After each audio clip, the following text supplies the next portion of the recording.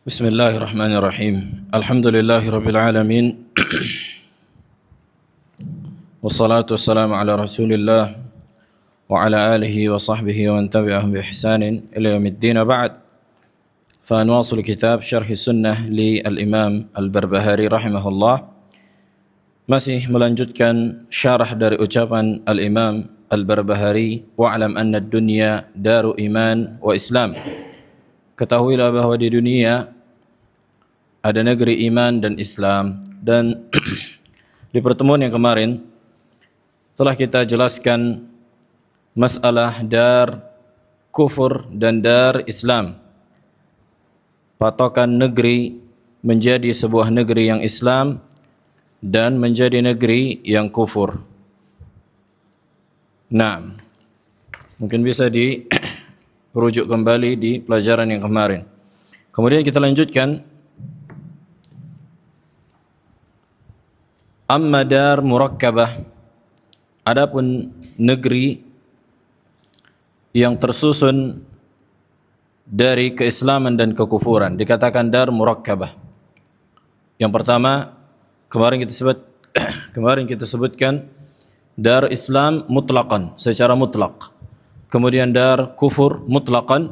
Kemudian yang ketiga dar murakkabah, tersusun dari kekufuran dan keislaman. Akan datang penjelasannya biiznillah.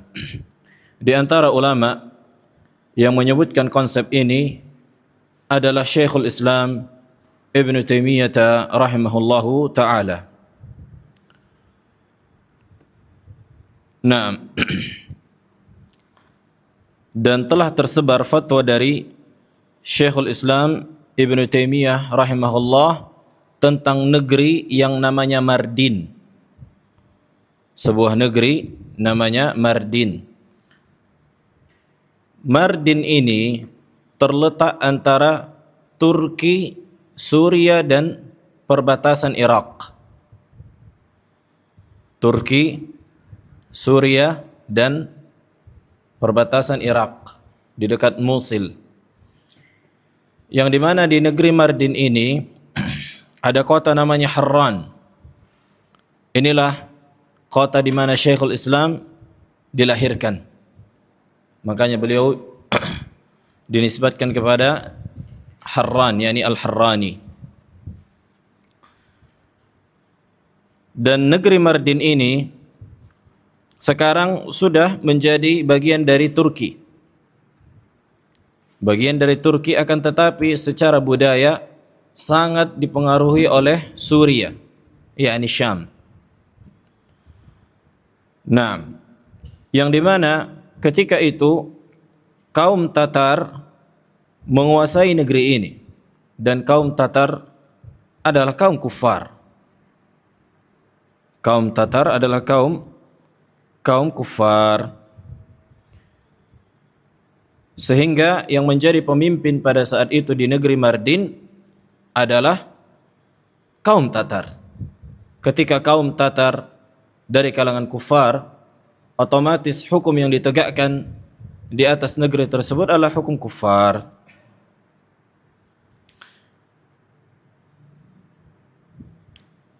Naam. Kemudian beliau ditanya, Ibn Taimiyah rahimahullah, wa su'ila Syekhul Islam Ibn Taimiyah an baladi Mardin. Sampai sekarang namanya Mardin juga. Mungkin kapan-kapan kalau lagi umrah bisa sekalian ziarah ke Suria. Nah, yang bertanya menyebutkan hal baladu harbin am baladu silmin. Apakah negeri Mardin negeri yang layak diperangi atau negeri damai? Wa hal yajibu 'alal muslim al-muqim biha al-hijratu ila biladil Islam am la? Apakah wajib bagi seorang muslim yang berada di negeri Mardin untuk meninggalkannya, hijrah menuju negeri Islam, atau tidak wajib? Wa idza wajabat 'alaihi al-hijratu wa lam yuhajir wa sa'ada a'da al-muslimin bi nafsihi aw malihi hal ya'thamu fi dhalik?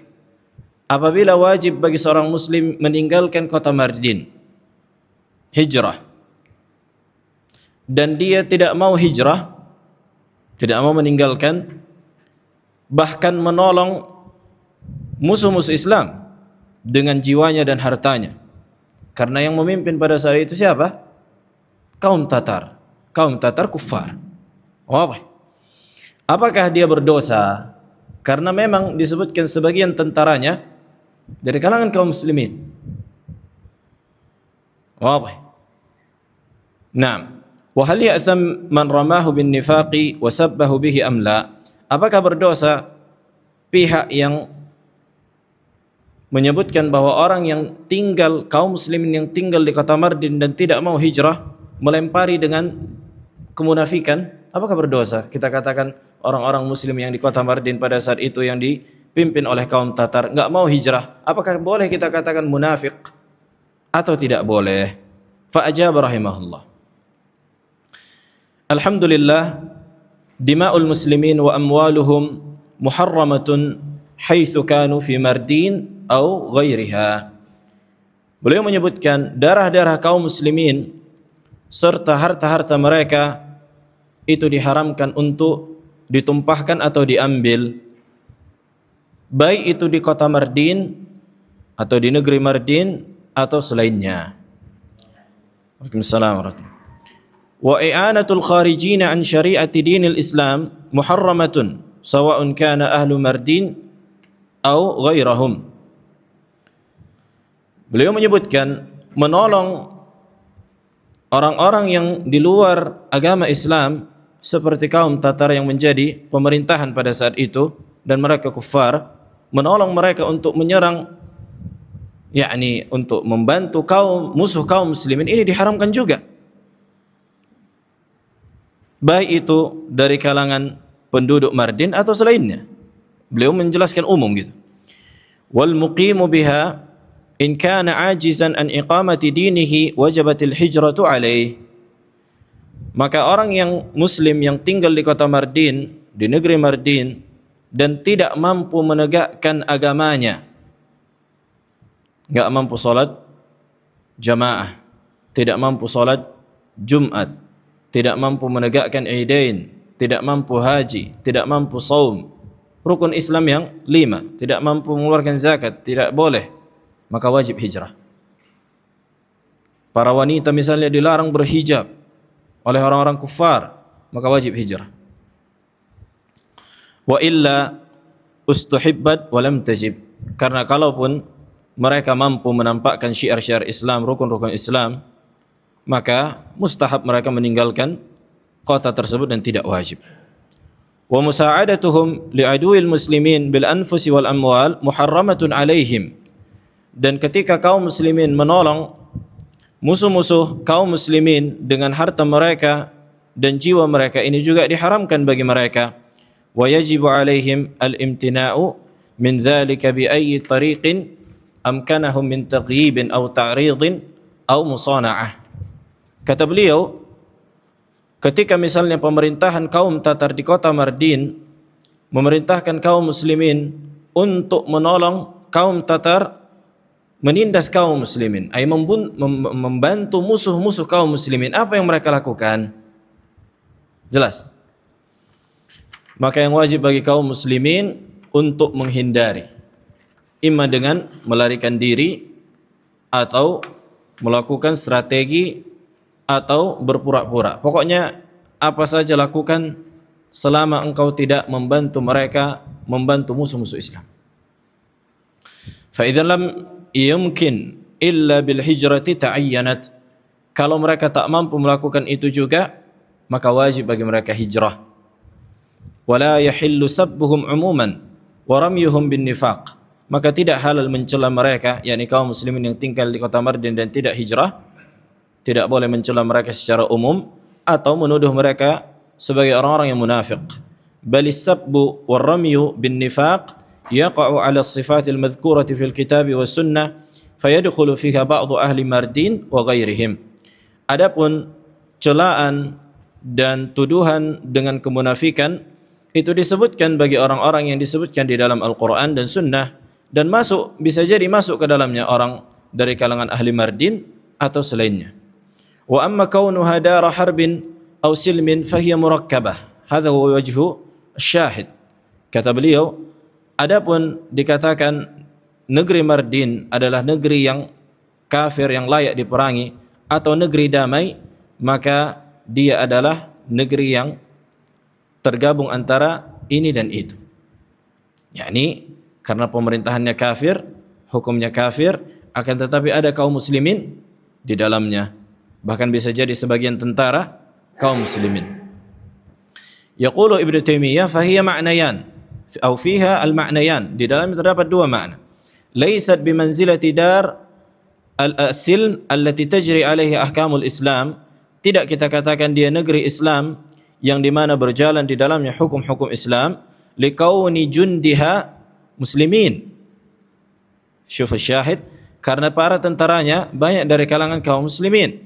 Wala bimanzilati daril harb allati ahluha kuffar.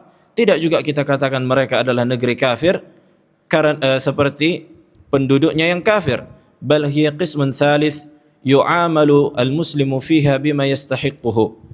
Maka ini adalah pembagian ketiga, maka dimuamalahi seorang muslim di dalam kota tersebut atau negeri tersebut dengan apa yang berhak ia mendapatkannya.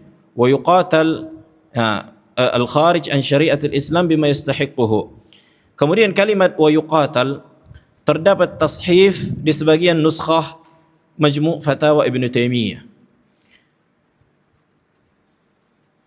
Ibnu Muflih, murid dari Syekhul Islam Ibnu Taimiyah di kitab Adab Syariah, menyebutkan wa yu'amal, dan dimuamalahi juga orang-orang yang di luar syariat Islam terhadap perkara yang berhak ia mendapatkannya, bukan yuqatal, bukan dibunuhi. Karena fatwa ini dijadikan sebagian orang-orang yang memiliki pemahaman takfiri, yakni khawarij, dan yakni memberontak, serta orang-orang ISIS atau yang selain dari mereka, mengatakan bolehnya apa? Memerangi orang-orang kufar yang ada di negeri yang seperti ini. Mereka salah menegakkan hukum dan salah menerapkan hukum dan salah dalam memahami. Naam. Hakadha dzakara Ibnu Muflih wa yu'amal al-kharij an syariatil Islam bima yastahiquhu. Dan dimuamalahi orang-orang yang di luar syariat Islam dengan apa yang berhak mendapatkannya. Kalau memang harus dibunuh, dibunuh. Kalau tidak dibunuh, tidak dibunuh. Nah, ini yang pertama, fatwa Ibnu Taimiyah rahimahullah terhadap negeri Mardin yang di mana beliau mengatakan ini murakkabah. Wadah?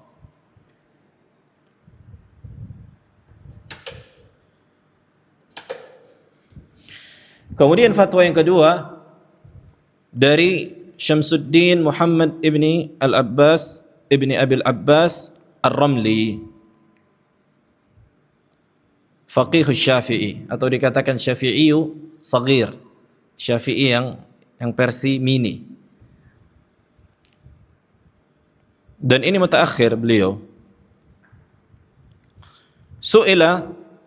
Beliau ditanya, anil muslimin as-sakinina fi watanin min al-awtan al-Andalusiyah yusamma Arghun. Beliau ditanya tentang kaum muslimin yang tinggal di sebuah negeri di wilayah Andalus di Spanyol. Dikatakan negeri tersebut Arghun. Wa hum tahta zimmati sultanin Nasrani. Dan Arghun ini di bawah kekuasaan pemerintah Nasrani, yakni kafir. Pemerintah kafir Nasrani jelas berhukum dengan hukum kuffar. Ya'khudhu minhum kharaj al-ardi biqadri ma yusibunahu fiha. Yang di mana pemerintah tersebut mengambil pajak dari hasil bumi sesuai dengan apa yang mereka dapatkan. Walam yata'adda alaihim bizulmin ghairi dzalika la fil amwali wala fil anfus. Dan pemerintah tersebut yang kafir, yang Nasrani di kota Arghun, di negeri Arghun, yakni tidak menzalimi manusia di dalamnya, baik pada harta mereka atau pada jiwa mereka, yakni bagi kaum muslimin. Wadah?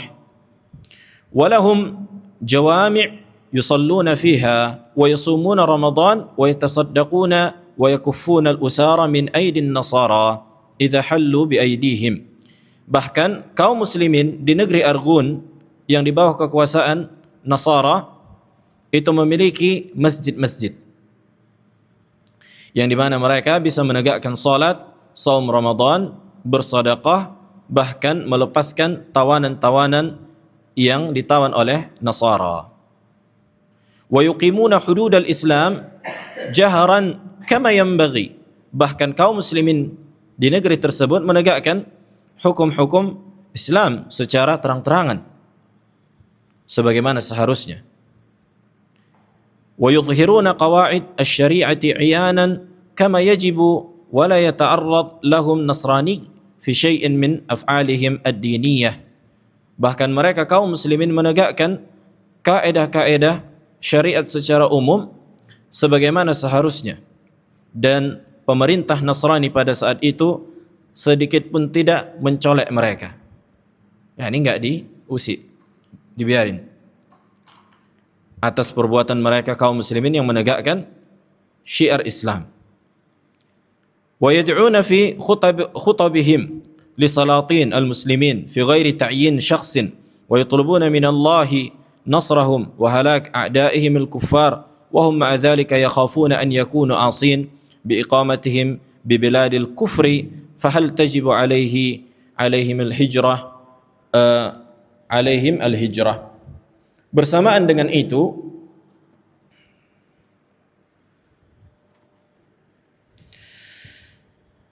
yakni mereka tetap meminta kepada Allah Jalla wa'ala, kaum muslimin di kota Arghun, di negeri Arghun, supaya Allah membinasakan musuh-musuh mereka dari kalangan kufar.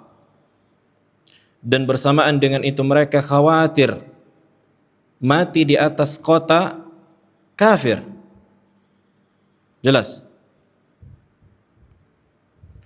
Nah, apakah wajib bagi kaum muslimin di kota Arghun untuk hijrah meninggalkan negeri itu?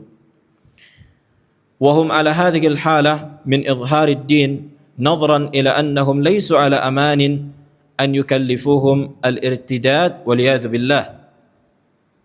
Kemudian beliau menyebutkan, dan bersamaan dengan itu kaum muslimin walaupun mampu menampakkan agama mereka di negeri Arghun, akan tetapi tidak ada yang menjamin.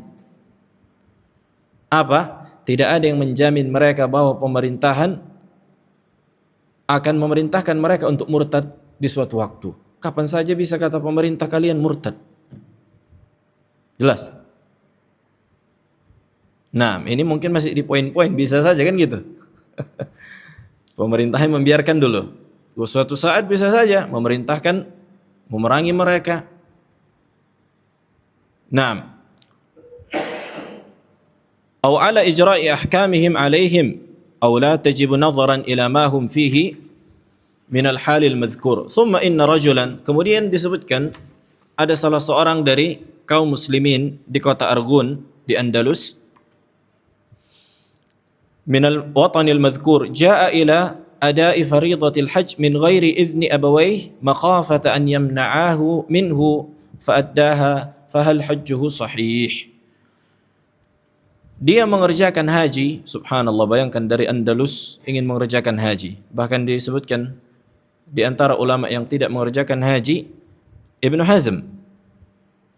Karena jauhnya apa? Andalus. Bayangkan Spanyol ke Saudi sekarang. Allah alam berapa ratus ribu kilo. Bukan kayak sekarang ada pesawat. Nah, jadi orang ini, salah seorang kaum muslimin di kota Arghun itu mengerjakan haji tanpa izin kedua orang tuanya. Khawatir orang tuanya melarangnya. Kenapa? Karena itu tadi. Ada masih perasaan khawatir terhadap pemerintah. Jelas, berbeda dengan keadaan Indonesia yang bahkan pemerintah mengatur urusan haji. Makanya di antara orang jahil murakkab yang menyamakan Indonesia dengan negeri murakkab. Indonesia negeri Islam sebagaimana telah kita jelaskan. Kemudian ada fatwa yang mengatakan bahwa Indonesia negeri murakkab sebagaimana fatwa Ibnu Taimiyah, dia aplikasikan ke Indonesia. Inilah fatwa dari orang tersebut yang tidak memahami fatwa Ibnu Taimiyah. Orang tersebut adalah orang yang jahil murakkab. Dia samakan negeri Argun dengan Indonesia. Sementara Indonesia mengatur masalah haji. Orang-orang Islam di dalamnya aman, menampakkan syiar Islam. Walaupun ada sebagian dari pemerintah maksudnya yang yakni tidak sempurna menegakkan hukum syariat Islam, dan ini tidak mengeluarkan keadaan sebuah negeri dari keislaman. Wadah. Taib. Faqala Ar-Ramli rahimahullah, nah, ketika dia bertanya apakah hajinya sahih tanpa izin kedua orang tua, aula liiqa'ihi bighairi izni abawayhi wa hal yajuzu ruju'uhu ila abawayhi fil watanil madhkur, yani kalau udah dia keluar apakah boleh dia kembali ke negerinya? Fa ajaba bi annahu la tajibul hijrah ala haula'il muslimin min watanihim liqudratihim ala izhari dinihim bihi. Maka tidak wajib bagi kaum muslimin yang tinggal di negeri Argun untuk hijrah karena mereka mampu menegakkan syiar-syiar Islam dan agama mereka di situ.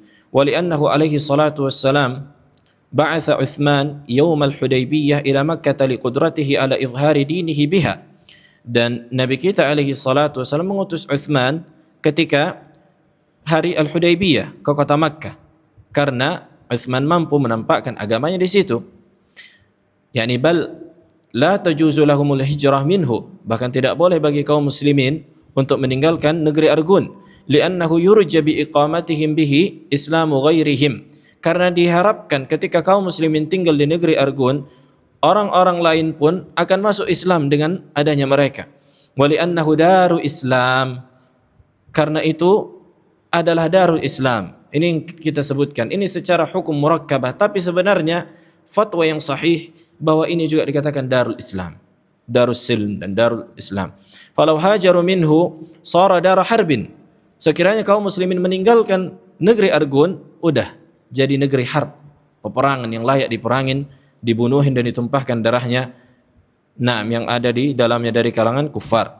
Wa fiha dzakara wa fima dzakara fi as-su'al min izharihim ahkam asy-syari'ah al-mutahharah wa 'adam ta'arrud al-kuffar lahum bisababiha ala tatawul as-sinin al-kathira ma yufidu adh-dhann al-ghalib bi annahum aminuna minhum min ikrahihim ala irtidadi 'an al-islam أو على إجراء أحكام الكفر عليهم والله يعلم المفسد من المصلح. انتهى كلام الرملي رحمه الله. الشاهد من هذا خلاصahnya anna dar murakkabah yang dimaksud di sini adalah sebuah negeri yang pemerintahannya dari kalangan kufar. Dari kalangan kufar.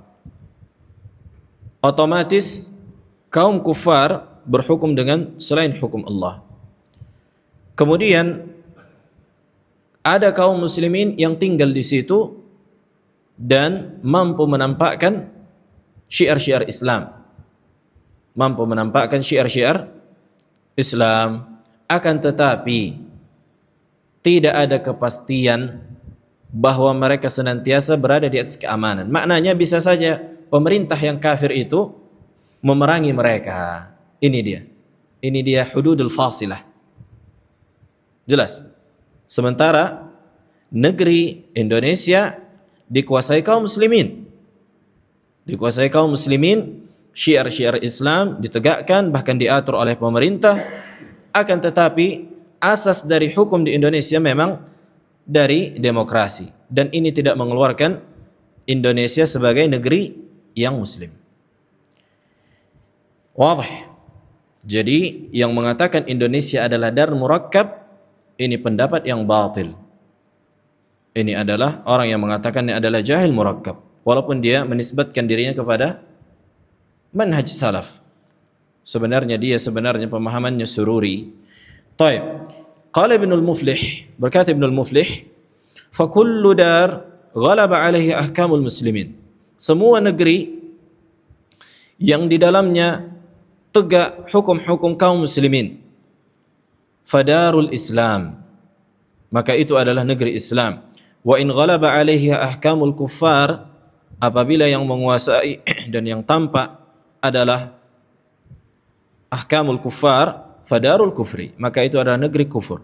Wala dar li ghairihima. Syuf syahid, kata Ibnu Muflih, maka tidak ada keduanya. Intinya darul murakkabah ini masuk ke dalam dar al-Islam sebagaimana fatwa Ramli dan kalam Ibn Taimiyah. Wadih. Wa qala Syekh Taqiyuddin, berkata Syekh Taqiyuddin. Siapa Syekh Taqiyuddin? Abu Rayhan? Abu Darda. Naam. Tariq. Syekhul Islam Ibn Taimiyah.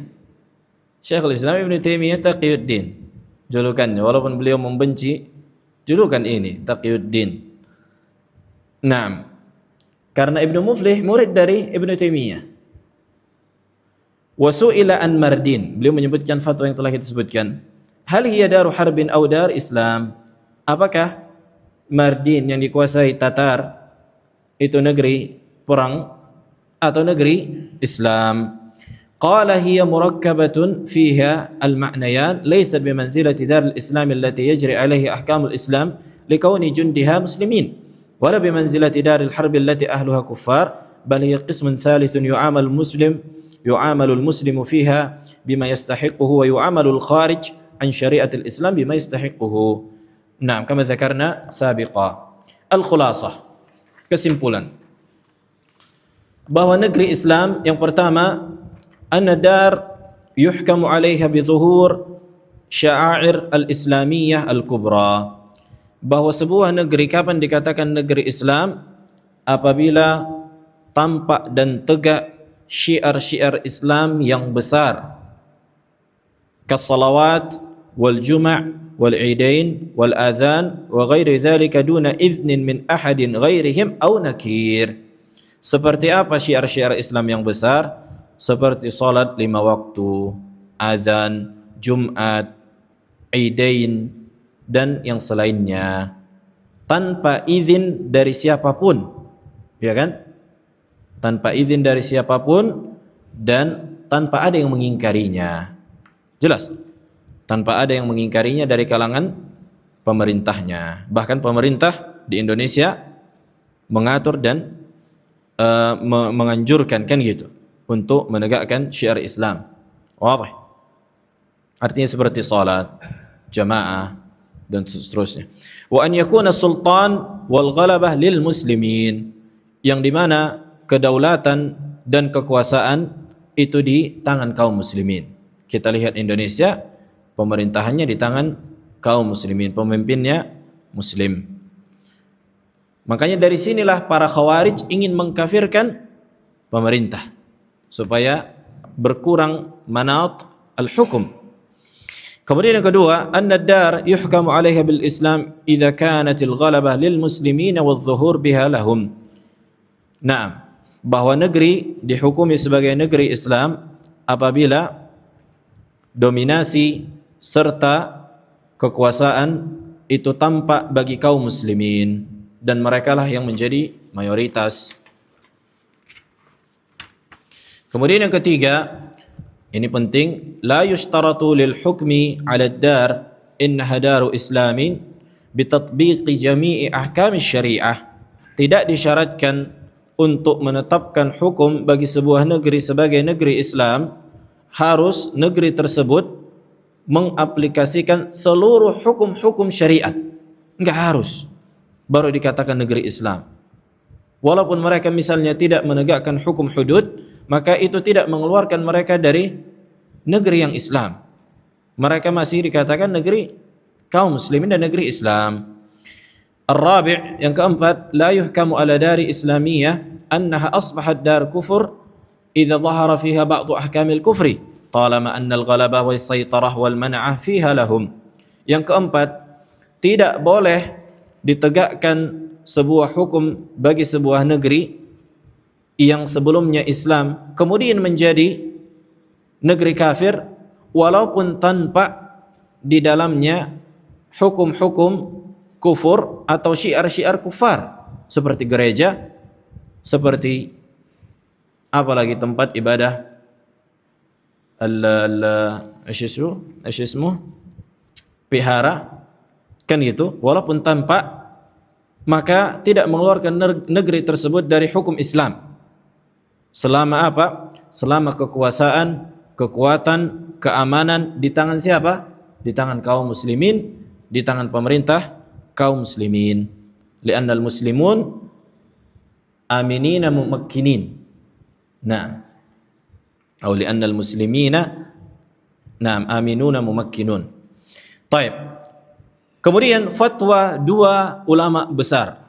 Ini tamparan keras di wajah para sururi yang mengatakan bahwa Indonesia bukan negeri Islam. Fatwa Syekh Abdul Aziz Ibn Baz rahmatullahi taala alaih dan Syekh Muhammad Ibn Salih Al-Utsaimin. Beliau menyebutkan secara tasrih bahwa Indonesia adalah daulah Islamiyah.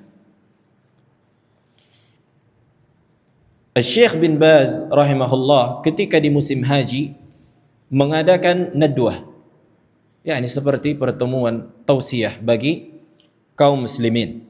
Inilah pentingnya juga apa? Di antara manafi' dari haji itu mengajarkan tauhid. Alhamdulillah, yakni Saudi pemerintahannya menegakkan tauhid. Kan gitu. Bayangkan kalau menjadi pemerintahan yang mengatur haji adalah pemerintahan yang berada di atas pemahaman sufi, mungkin udah dicekokin pemahaman sufi. Kemudian Syekh bin Baz rahimahullah memberikan nasihat kepada kaum muslimin, khususnya bagi kaum muslimin dari Asia Tenggara atau Asia Timur, Junub Syarq Asia. Baik, kemudian Asia Tenggara. Wa inna ala jami'id dual al-islamiyah. Ini potongan beliau. Ana potong karena panjang, ada muqaddimah, ada ini nasihat secara umum, tamassuk bi ad-din. Kemudian beliau menyebutkan wa inna ala jami'id dual al-islamiyah fi jami'i aqtarid dunya an yusa'idul muslimin fi hadhihi al-mantiqati allati ubtuliyat bi hadhihi al-madhahib al-haddamah min tansirin wa syuyu'iyyatin wa budhiyatin wa ibahiyyatin wa ghairi dhalik. Maka wajib bagi seluruh negeri-negeri Islam, menunjukkan beliau mengakui adanya negeri Islam selain Mamlakah Al-Arabiyyah Saudiyah. Ini bantahan kepada para takfiriyin, karena para takfiriyin sururiyin juga mengkafirkan negara Saudi. Kata beliau, untuk menolong kaum muslimin di tempat-tempat yang di dalamnya disebarkan pemahaman-pemahaman yang menghancurkan, seperti menjadikan Nasrani, misionaris, atau pemahaman komunis, atau Buddha, atau ateis, atau yang semisal dengannya. Wa ala ulama'il Islam fi kulli makanin. Maka wajib bagi semua ulama Islam di seluruh tempat an yabdhulu al-wus'a fi musa'adati ikhwanihim min al-ulama'i wad-du'a fi hadhihi al-mantiqah hatta yukafihu jami'an hadha al-khatar ad-dahim wa hatta yata'awanu jami'an fi muharabatihi bi kulli wasilatin min al-wasail asy-syar'iyyah. Beliau menasihatkan juga untuk orang-orang yang berilmu dari ulama Islam untuk senantiasa saling tolong menolong. Lihat, yakni para ulama, himmah mereka itu dakwah, kan gitu. Jangan sampai pemahaman yang sesat itu tersebar. Sampai beliau menyebutkan wala syakka anna hadza yahtaju ila juhudin mukatsafatin. Tidak diragukan lagi bahwa proyek ini, dakwah di tempat-tempat yang disebarkan pemahaman sesat, membutuhkan pengorbanan yang besar, wa sabr wa musabarah, sabar dan senantiasa sabar di atasnya, fi jami'id dual, di seluruh negeri, wala siyama daulatun Indonesia, terlebih lagi daulah Indonesia, fa innaha akbaru daulatin islamiyah. Allahu akbar. Maka negeri Indonesia adalah negeri Islam terbesar. Fil mantiqati wal juhudi at-tansiriyah mukatsafah fiha. Intaha, yakni kalam beliau Ini saksi bahasannya, beliau mengatakan bahwa daulah Indonesia akbar daulah Islamiyah. Ini beliau sebutkan di websitenya. Kemudian fatwa yang kedua dari Syekh Muhammad bin Saleh Al-Utsaimin.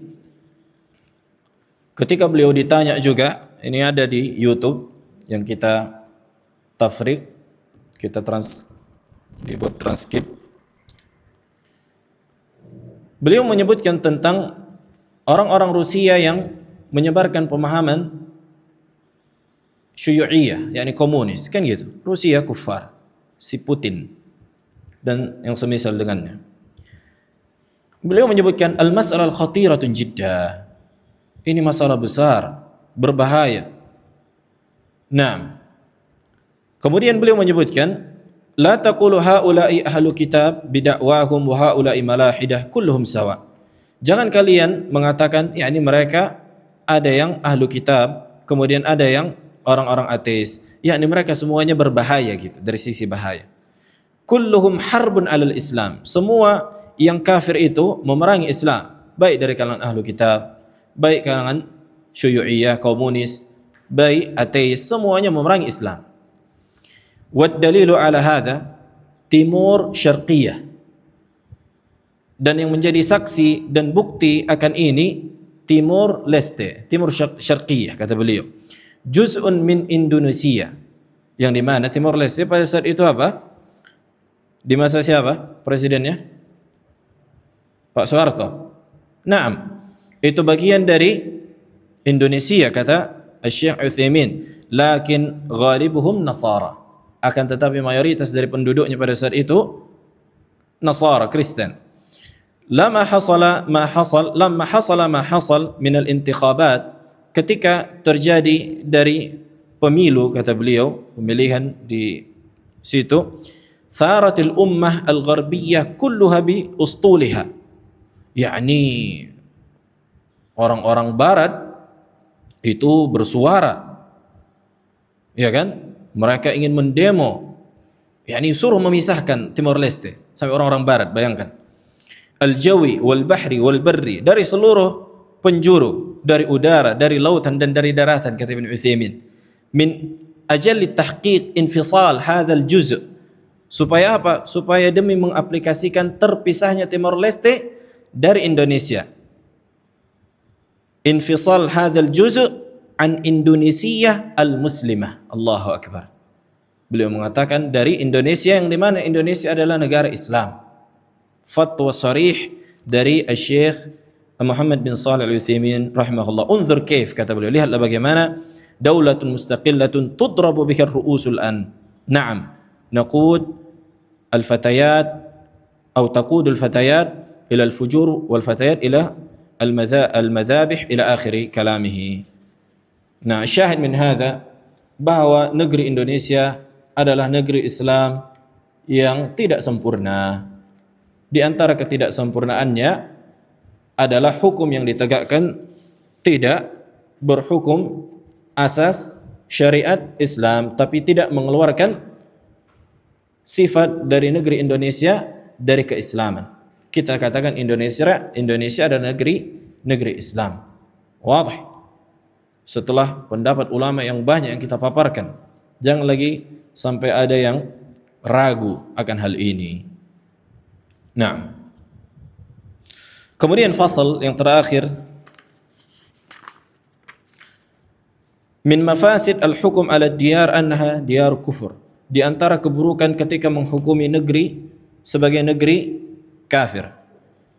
Di antara efek samping dan efek buruk ketika seseorang menghukumi sebuah negeri sebagai negeri yang kufur, apa? Yang pertama,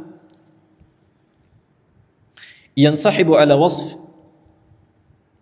wasfina bid-dar, ala wasfiha bid-dar annaha daru harb. Maka otomatis negeri yang dinilai sebagai negeri kafir maka adalah negeri yang layak diperangi, daru harb. Artinya kaum muslimin layak untuk memerangi mereka. Wadih.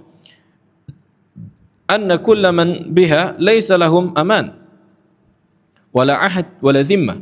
Dan siapa saja yang di dalamnya tidak akan pernah merasakan aman, tidak ada perjanjian, tidak ada tanggung jawab. Wabidzalika tasattara at-takfiriyun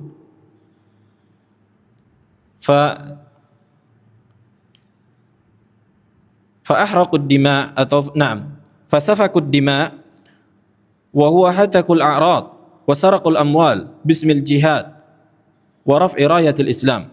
Oleh karena itu orang-orang takfiriyin, para teroris, para radikal yang membawa nama Islam menumpahkan darah manusia yang ada di negeri yang mereka hukumi sebagai negeri kafir.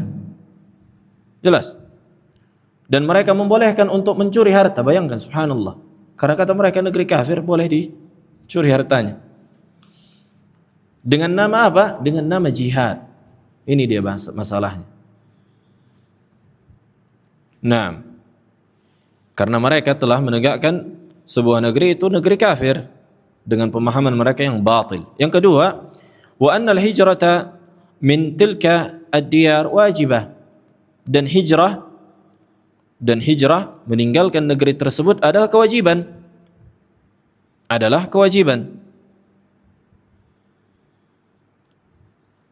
Karena Nabi menyebutkan ana bari di sebuah hadis, aku berlepas diri man sakana min dhahrai al-musyrikin, orang-orang yang tinggal senantiasa di antara kaum musyrikin.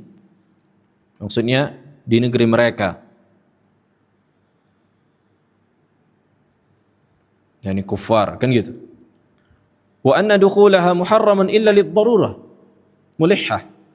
Dan masuk ke dalam negeri kafir hukum asalnya diharamkan. Makanya banyak fatwa para ulama yang melarang seseorang yang hanya sebatas jalan-jalan ke negeri kafir. Ini banyak fatwa para ulama. Mungkin bisa kita bahas. Ini salah orang yang sengaja jalan-jalan ke Eropa dengan bangga, ke Perancis, ke Belanda. Jelas, ini diharamkan apabila hanya sebatas jalan-jalan siyahah. Dan banyak kaum muslimin yang jahil akan ini. Bahkan dengan bangga berfoto. Mending dia umrah atau haji. Kan gitu. Naam. Taib, azan, fadhal.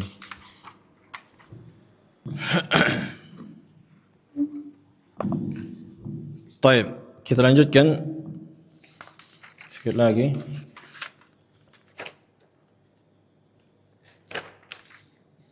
Tadi poin yang keberapa kita sebutkan? Yang kedua. Nah, yang kedua tadi bahwa seorang muslim wajib hijrah dari negeri kafir.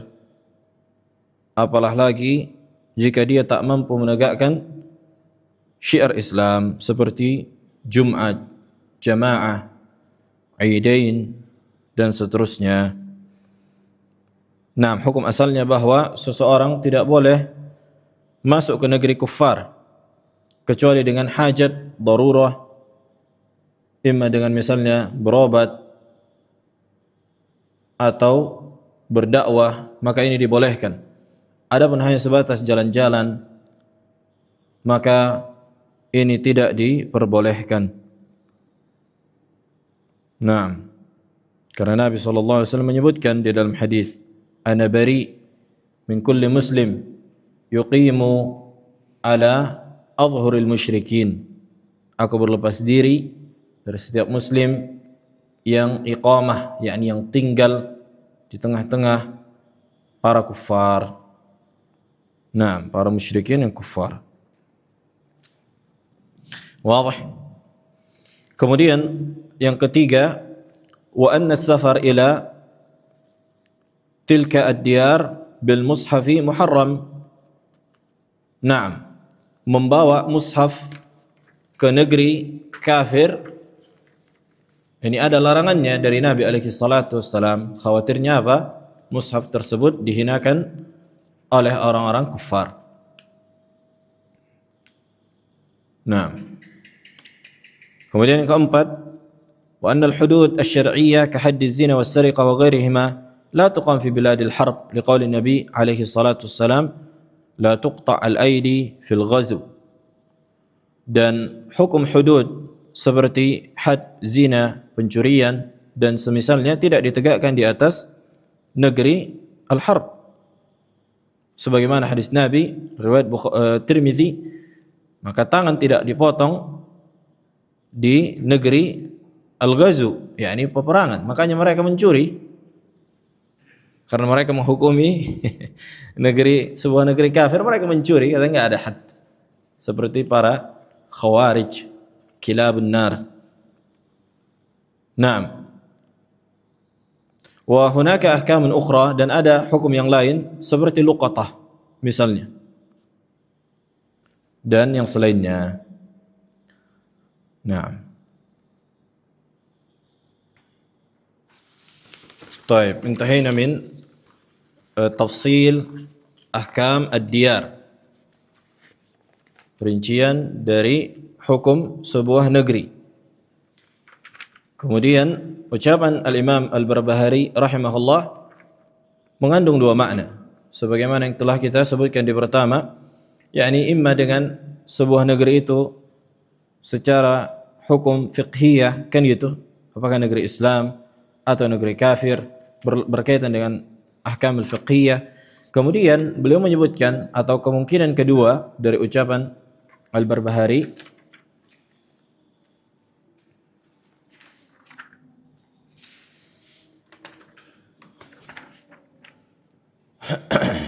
atau afwan. Kemudian di antara pemahaman Khawarij juga di zaman dahulu, mereka menganggap negeri kaum muslimin adalah negeri kufar, sebagaimana yang dikatakan Nafi' ibn al-Azraq. Nafi' ibn al-Azraq di antara gembong Khawarij, itulah yang dikatakan Khawarij al-Azariqah. Dia mengatakan ad-daru daru kufrin, sebuah negeri menjadi kafir, illa man azhara imanahu, kecuali orang-orang yang menampakkan keimanannya, wala yahillu aklu dzabaihim wala tunakihahum wala tuwarithahum, maka tidak halal memakan sembelihan mereka, tidak boleh menikahkan dengan mereka atau warisan mereka. Wa man jaa minhum fa alaina an namtahinahu. Siapa yang datang di antara mereka dari kalangan negeri kafir, lihat, bayangkan Nafi' bin Azraq mengatakan demikian, maka wajib kita uji.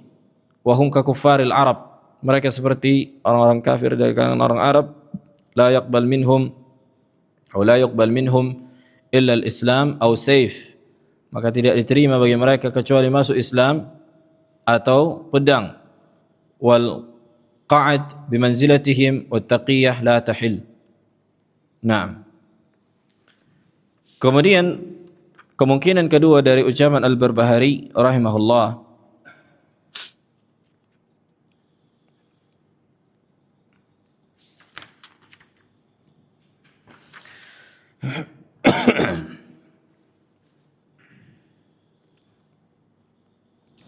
annahu tujri 'ala al-muslim ahkamul Islam adh-dhahirah, bahwa seorang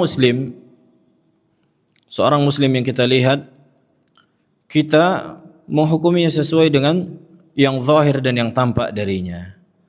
Wa yuta'amal ma'ahu bihasab ma yudhhir atau ma yadhhar minhu, dan seorang muslim dimuamalahi sesuai dengan apa yang ia tampakkan.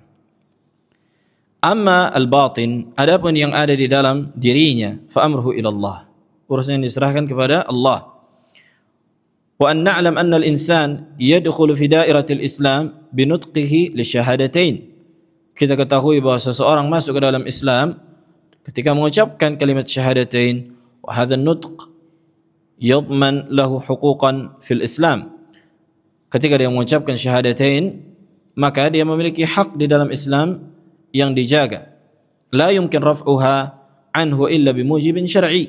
Tidak mungkin diangkat hukumnya kecuali yakni perkara yang mengharuskannya. Oleh karena itu, salah seorang sahabat yang membunuh ketika musuh mengatakan la ilaha illallah. Wadih. Nah, sampai Nabi alaihi salatu wasallam marah atas perbuatan ini. Ketika musuh mengucapkan la ilaha illallah, terus dia tetap tebas lehernya. Naam. Aqataltahu ba'da an qala la ilaha illallah. Sebagian riwayat mengatakan atashuqqu qalbahu wa tanzuru fihi, apakah engkau telah membelah hatinya? Ya, ini sahabat ini kan mengatakan, ya Rasulullah, dia mengucapkan kalimat la ilaha illallah makhafatan minas sayf. Ini karena takut pedang aja, udah kalah ini baru mengucapkan la ilaha illallah. Nah, makanya Nabi mengingkari bahwa seorang itu dihukumi sesuai dengan zahirnya. Fad-dunya daru amal. Syekh Muhammad bin Khalifah menyebutkan dunia ini negeri untuk beramal saleh. Fa imma an yakuna al-insan ala suratil Islam atau ala suratil iman atau ala suratil ihsan allati hiya majmu' al-amrayn. Seseorang di muka bumi imma dalam bentuk muslim atau mukmin atau muhsin. Lakin hadzal insan fi haqiqati amrihi la yartaqi ila martabatil imani hatta yaquma bi syara'il Islam. Akan tapi seseorang tidak mungkin naik ke derajat keimanan sampai dia menegakkan syariat-syariat Islam di dalam dirinya. Fayuwafiq qawlahu amaluh, sehingga amalannya sesuai dengan perbuatannya atau ucapannya. Fatahsul al-muwafaqa bainal qawli wal amal, maka terjadilah kesesuaian antara ucapan dan perbuatan. Wa yuqawwi hadha al-i'tibar العبارة التي وردت بعد ذلك في كلام المصنف حيث قال فأما أمة محمد عليه الصلاة والسلام فيها مؤمنون مسلمون في أحكامهم ومواريثهم وذبائحهم والصلاة عليهم. Maka umat Muhammad adalah kaum muslimin pada hukum-hukumnya, warisannya, sembelihannya, dan ketika dia meninggal disolatkan sesuai dengan solatnya kaum muslimin. Naam.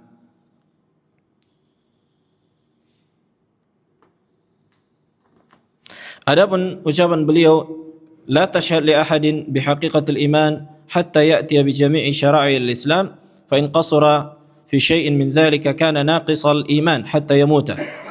Ay yajib an nata'amal ma'al nas bihasab zahirihim. Nah, itu juga yang diulang sebenarnya. Wajib kita muamali manusia sesuai dengan yang tampak dan zahir. Adapun keikhlasan, apa yang ia sembunyikan, karena sebelumnya kan kita membahas kemunafikan kan? Nah, nifaq akbar, nifaq asghar. Udah kita hukumi sesuai dengan zahir, amruhu ilallah. Nah. Dan patokan seseorang dihukumi kesempurnaan imannya bagi orang lain sesuai dengan apa yang ia kerjakan. Jelas? Apa yang ia kerjakan dari syiar-syiar atau syariat-syariat Islam yang diperintahkan. Dan amalan yang paling dicintai oleh Allah Jalla wa'ala adalah apa saja yang Allah wajibkan. Jelas? Disebutkan dalam hadis, "Wa ma taqarraba ilayya 'abdi bi afdala mimma iftaradtu alaih."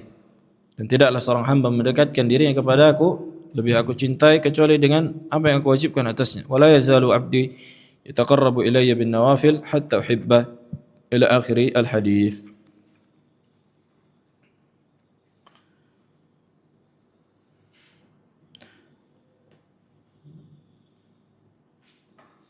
Naam, fi soal.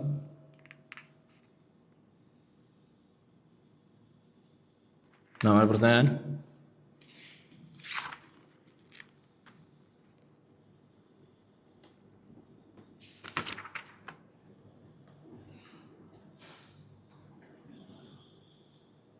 Nah, yang terakhir afwan, ketika beliau mengucapkan walaupun seseorang kurang dalam mengerjakan apa yang Allah wajibkan, maka dia tidak menjadi kafir, akan tetap imannya kurang. Ini membedakan ahli sunnah dengan khawarij dan mu'tazilah. Jadi walaupun kita katakan misalnya ada orang yang meninggalkan kewajiban, maka kita tidak mengkafirkannya, berbeda dengan khawarij dan mu'tazilah. Jelas? Tinggal masalah salat, masalah khilafiyah bain ahli ilm, meninggalkan salat. Nah, masalah khilafiyah. Yang jelas yang tanpa Allah alam masalah itu, yakni tafsir Ibnu Taimiyah rahimahullah, siapa yang meninggalkannya secara menyeluruh maka dia kafir. Nah. Nah, ada pertanyaan, fadhil. Hah? Frans?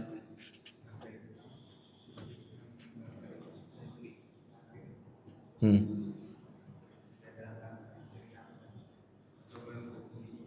Enggak dengar. Apa? Nah.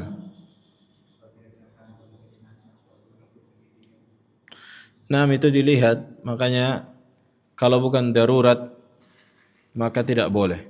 Kalau bukan darurat maka tidak boleh. Adapun nafkah, ya ini bukanlah darurat mencari nafkah ke negeri kufar. Adapun pendidikan dilihat, apabila pendidikannya memang cuma disitulah yang mengajarkan ilmu tertentu yang bermanfaat bagi kaum muslimin, nah dibolehkan para ulama. Wadah. Ada sebagian ilmu yang memang cuma di situ diajarkan, entah kedokteran, spesialis ini, spesialis itu, yang cuma ada di Eropa kan gitu. Maka ini bermanfaat bagi kaum muslimin, para dokter, misal.